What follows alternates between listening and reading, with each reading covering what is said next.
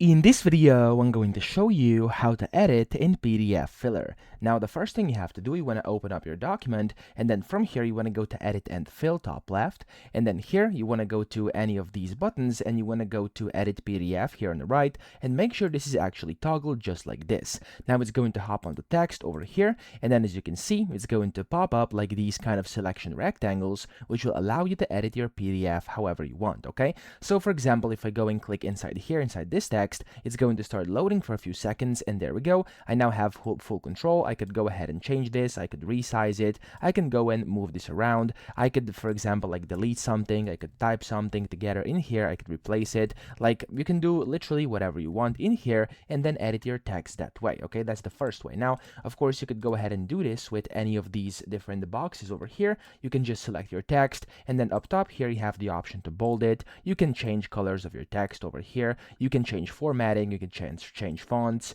you can change sizes, you could do pretty much whatever you can see up here in the top right in this kind of toolbar, okay? So that's basically the first way to edit it. Now, of course, it's also possible to edit different ways. So for example, if I go ahead and scroll down over here, as you can see, I have like sign up here. I can go ahead and use the sign tool. I can put in initials. I can erase different things from the PDF. I could go ahead and put in different images. I can go and put in check marks, crosses, circles, tables, a bunch of different things.